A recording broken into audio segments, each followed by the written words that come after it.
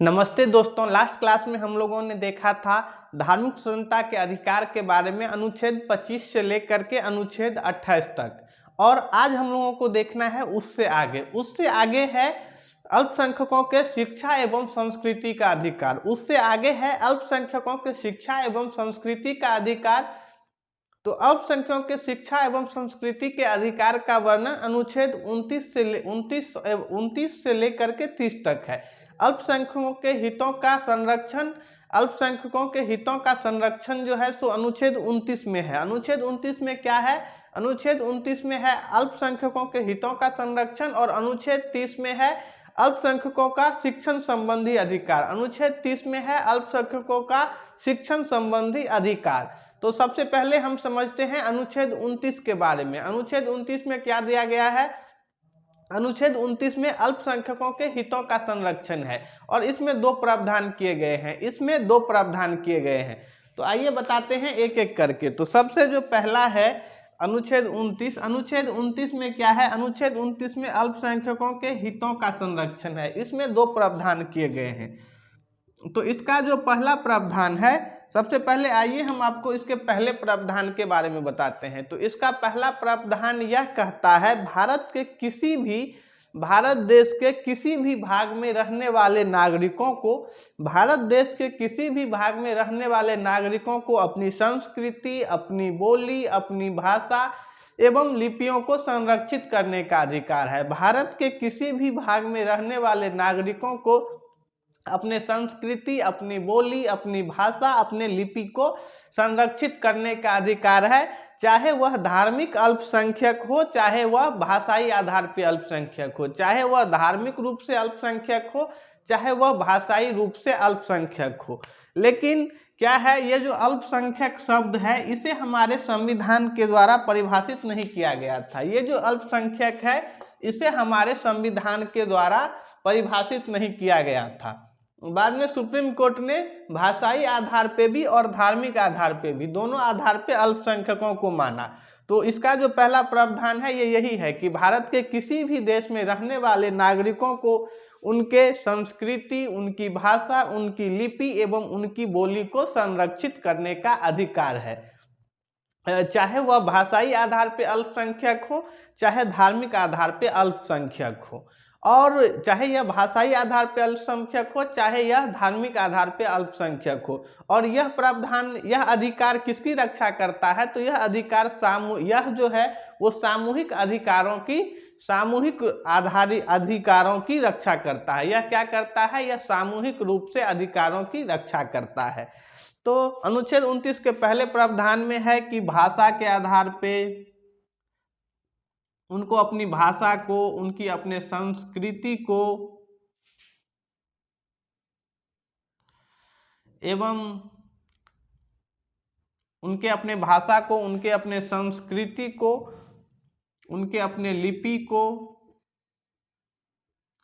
और बोली को, इन सभी को क्या करना है? इन सभी को संरक्षित रखने का अधिकार है। भारत के किसी भी देश में रहने वाले नागरिक को, भारत देश के किसी भी भाग में रहने वाले नागरिकों को उनको अपने भाषा, उनको अपने संस्कृति, लिपि एवं बोली का संरक्षित रखने का अधिकार है। यह सामूहिक स्वतंत्रता के अधिकार का, यह सामूहिक हितों का संरक्षण करती है। यह क्या करती है? सामूहिक हितों का संरक्षण करती है।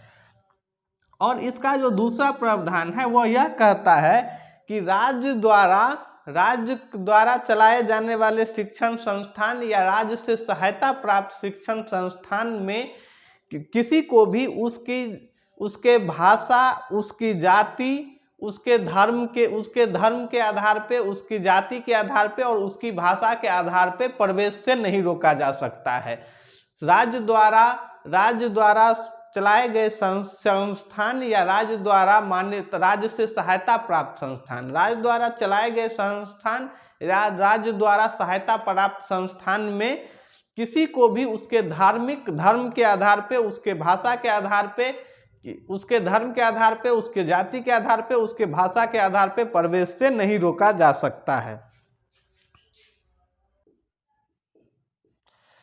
तो अनुच्छेद 29 जो अल्पसंख्यकों के हितों का संरक्षण करती है, इसका दूसरा प्रावधान क्या कहता है कि राज्य के द्वारा चलाए जाने वाले संस्थान या राज्य से सहायता प्राप्त संस्थान में किसी को भी उसके धर्म के आधार पे, उसके जाति के आधार पे या उसके भाषा के आधार पे प्रवेश से नहीं रोका जा सकता है। ये अनुच्छेद 29 का दूसरा प्रावधान कहता है। यह क्या करता है?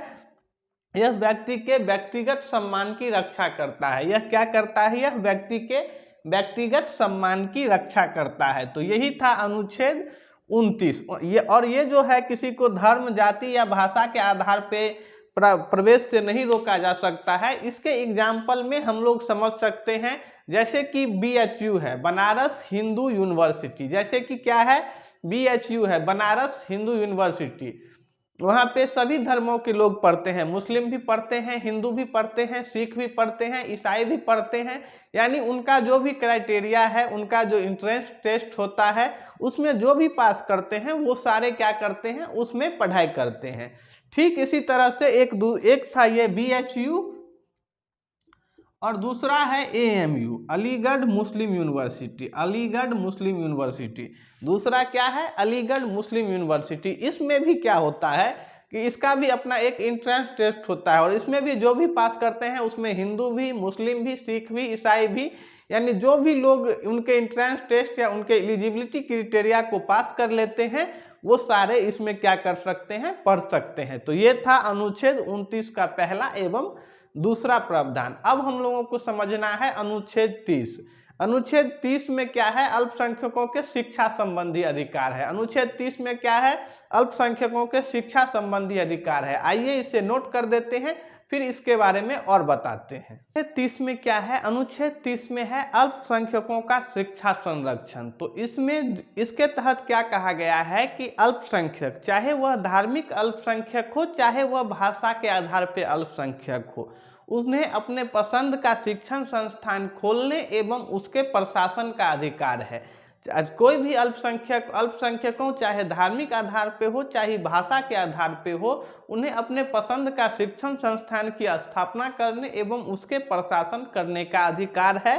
साथ ही वह अपने बच्चों को अपनी भाषा में शिक्षा दे सकते हैं। साथ ही वह क्या कर सकते हैं?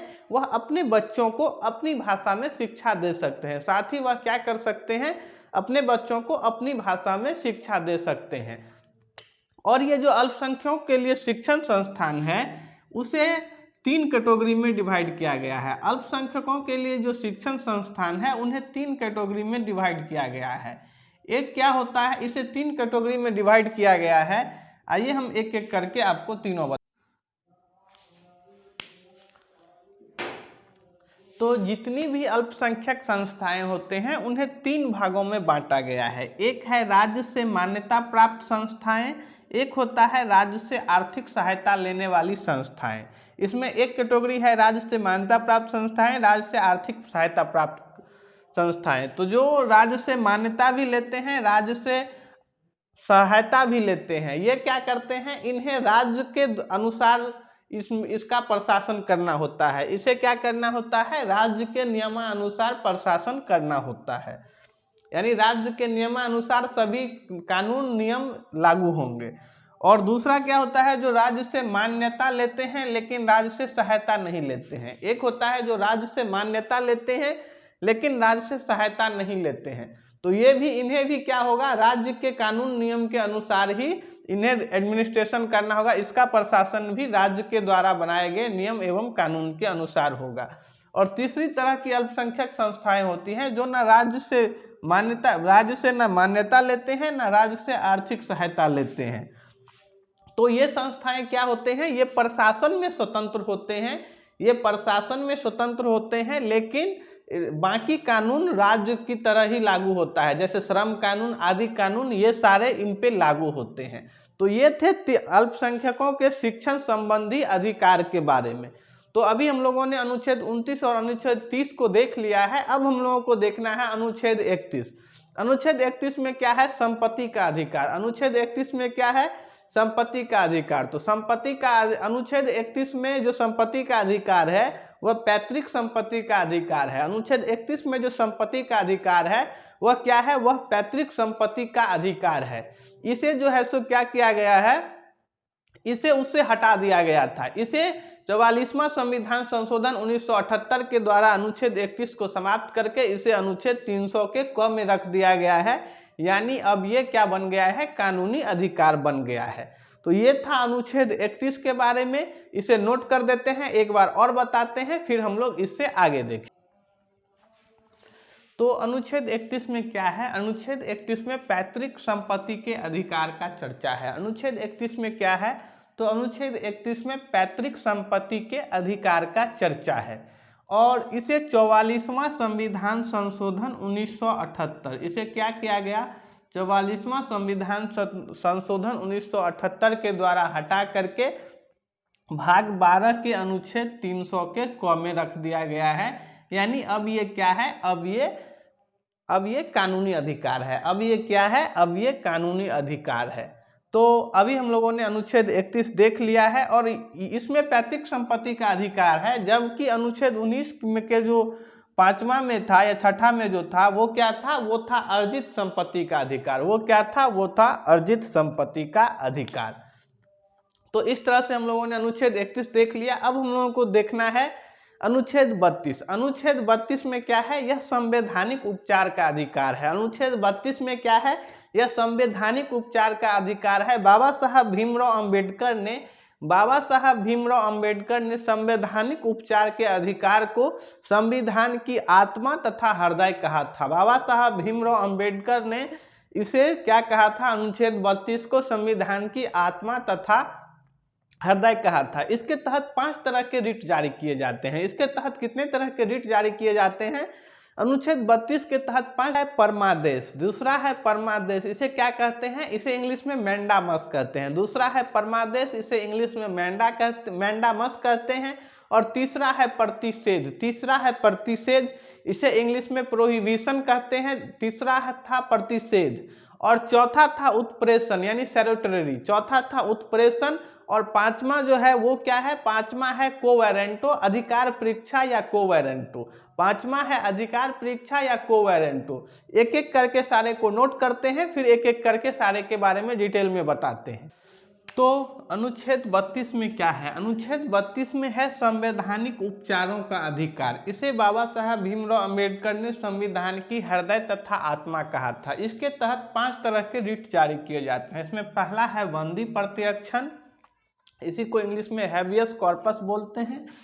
दूसरा है परमादेश मैंडामस, तीसरा है प्रतिषेध, चौथा है उत्प्रेषण, 5वां है अधिकार।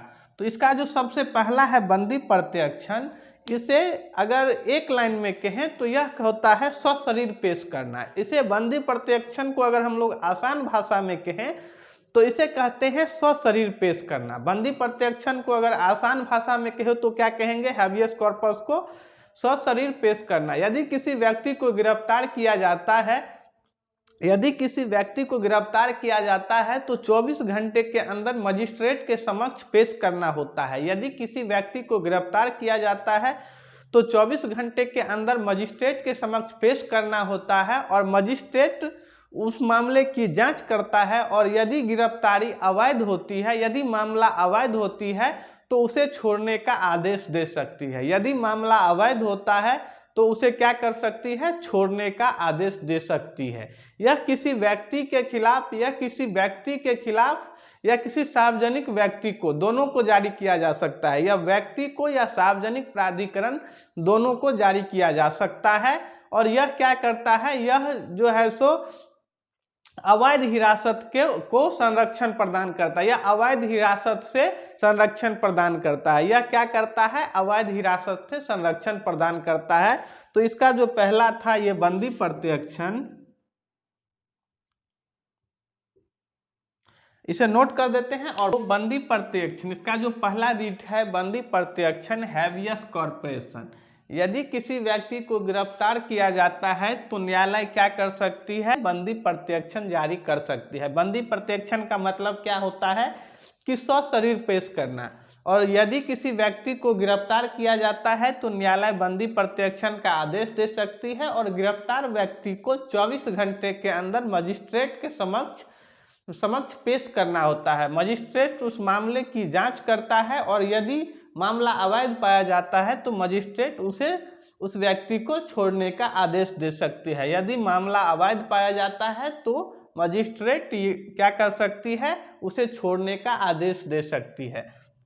यह अधिकार क्यों लाया गया है? यह मनमाने ढंग से गिरफ्तारी से संरक्षण प्रदान करता है। यह मनमाने ढंग से गिरफ्तारी को रोकता है। यह क्या करता है? यह मनमाने ढंग से गिरफ्तारी को रोकता है और यह किसी व्यक्ति या किसी प्राधिकरण दोनों के खिलाफ जारी किया जा सकता है। यह किसी व्यक्ति या किसी प्राधिकरण दोनों के खिलाफ क्या किया जा सकता है? जारी किया जा सकता है। और इसका जो दूसरा है परमादेश, अब हम लोगों को समझना है इसके दूसरे के बारे में, परमादेश, तो इसे नोट कर देते। इसका अर्थ होता है हम आदेश देते हैं जब सरकार या उसके उपक्रम, निगम या अधीनस्थ न्यायालय अपने कर्तव्यों का निर्वहन करने में असफल रहती है तो न्यायालय उसे अपने कर्तव्य का पालन करने का आदेश देती है। तब न्यायालय क्या करती है? उसे अपने कर्तव्य का पालन करने का आदेश देती है। जब कोई सरकार या उसके उपक्रम, उसके निगम, अधीनस्थ न्यायालयों या प्राधिकरण अपने कर्तव्यों का निर्वहन करने में असफल रहती है तब न्यायालय उसे आदेश देती है कि अपने कर्तव्यों का निर्वहन करने का न्यायालय उसे आदेश देती है। ये था इसका दूसरा। इसका तीसरा जो है वो क्या होता है? वो होता है उस प्रतिषेध। इसका जो तीसरा है वो क्या होता है? वो होता है प्रतिषेध। आइए उसके बारे में। इसका जो तीसरा है प्रतिषेध, ये कौन जारी करता है? ये सुप्रीम कोर्ट या हाई कोर्ट जारी करता है। ये कौन जारी करता है? प्रतिषेध ये सुप्रीम कोर्ट या हाई कोर्ट जारी करता है। इसका मतलब होता है, सामान्य सरल शब्दों में इसे बोलते हैं स्टे ऑर्डर। सरल भाषा में इसे हम लोग क्या बोलते हैं? स्टे ऑर्डर या रोकना। तो इसके तहत क्या करता है? सुप्रीम कोर्ट या हाई कोर्ट अपने अधीनस्थ न्यायालयों या अर्ध न्यायिक प्रक्रिया या अर्ध न्यायिक सिस्टम को यह आदेश देती है कि वह अपने यहाँ कार्रवाई को स्थगित कर दे। यह क्या देती है? वह अपने यहाँ कार्रवाई को न्यायालयों या अर्ध न्यायिक प्रक्रिया या अर्ध न्यायिक सिस्टम को यह आदेश देती है को अपने यहाँ कार्यवाही रोकने का आदेश देती है। इसी आदेश के साथ क्या होता है कि निचली अदालतों या अधीनस्थ न्यायालयों में उस मामले को समाप्त कर दिया जाता है। आपने कई बार जो है सुने या न्यूज़ चैनल में देखे होंगे या न्यूज़ पेपर में पढ़े होंगे या न्यूज़ चैनल में देखे होंगे कि क्या करती है, कोर्ट जो है सो स्टे ऑर्डर लगा देती है। हाई कोर्ट या सुप्रीम कोर्ट, आपने हमेशा समझा होगा कि निचली अदालतों के फैसले पर क्या करती है? स्टे ऑर्डर लगा देती है। तो ये इसी अधिकार का प्रयोग करते हुए